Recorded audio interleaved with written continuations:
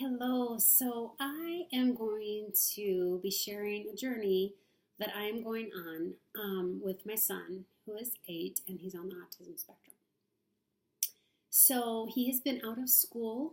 He went to 2 years of preschool, and then short time after he was in kindergarten, maybe 2 weeks, he just started getting really anxious and just didn't really want to be there. Well, he was very anxious, started biting his nails and resisting me. And as a mom with a child with autism, whose son was pretty much nonverbal, he spoke a little bit more at that point, but still not able to express himself or explain himself.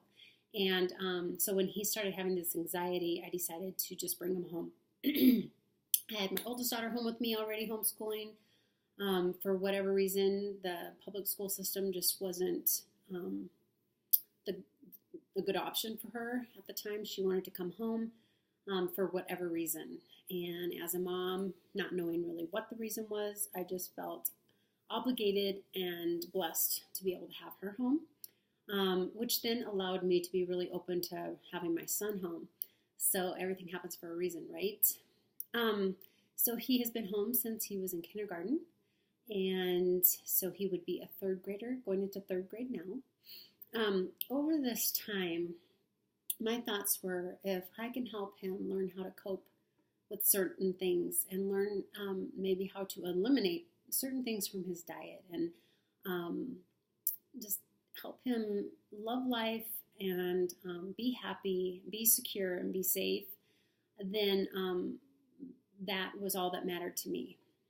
So since then, he is very verbal. He talks and he can explain himself and express himself. He's very compassionate. He knows everyone's emotions. He can see it and feel it. And so I'm very thankful for that. He has come a long way. So he's 8. He'll be 9 in November. So just for purposes of keeping him in the system, and even we just moved. So we moved from Minnesota to Colorado. And, moms typically, I think, tend to want to look for options and alternatives for their kids, especially kids with special needs, because, we want to make sure that if there's anything out there for them where they would thrive more, then we want to offer that to them. So when we moved to Colorado, I thought, this is a different community, a different, different opportunities. And so I did reach out and start talking to people. And they said that this district was really awesome. And so I went through the whole evaluation process with him. He had a lot of meetings with different people, psychiatrists, speech, vocabulary, OT, all those people. And I think he did a pretty good job as far as getting through the testing with unexpected, meetings, and not really being able to explain to him what he was doing. He just kind of showed up and did what he was asked to do. So I thought he did pretty good. But he still is below average in a lot of things, and especially academics. But one thing that the head of the special needs department, when she came over for a home visit, she was here for about an hour, but she really, really loved that he was able to take a break on his own. He got upset about something. Certain words right now kind of trigger him for whatever reason. So he was able to kind of take a break. He said he needed some privacy and he walked away.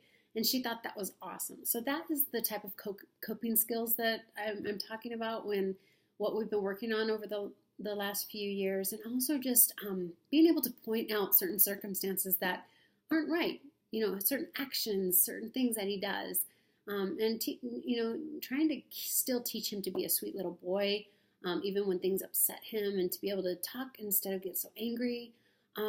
So that's what we've been working on. So we got to the point where I was at a team meeting with the whole group, and they came up with a plan for him.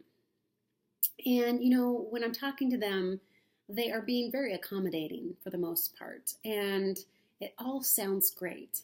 But he still has a fear of school. And now that he can talk, he tells me.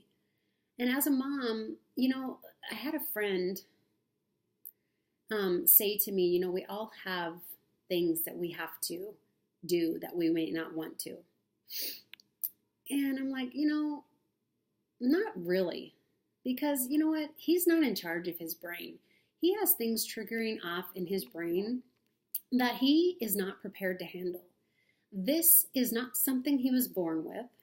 This is something that happened to him. And I want to help him get rid of what happened to him. And it just so happened that over this weekend, I had been watching a woman on Facebook, and I was intrigued, but I was resistant because I knew whatever plan she had would deal with his diet, his gut, and his brain. And for me, the hardest part is getting him to do what he needs to do. I can know what he needs, but I can't get it in his body. I can't force feed him. And it causes a lot of anxiety. Well, right now I'm in the process of meeting with a feeding therapist, and I thought I'd be open to this because maybe she can help me with whatever supplements or any protocol that she calls for. She could help me. So I decided to join her program, and I'm blown away with the information that I've already learned, and I'm so excited to start implementing stuff. Some of the things that I have been reintroduced to, I had learned about even a year and a half ago, and at the time I'm just like, I just didn't have it in me to do it. And over the weekend and over the last few weeks, I've been talking a lot with my husband about, I always want to know, why was this put into my hands? Why is he in our family? How can I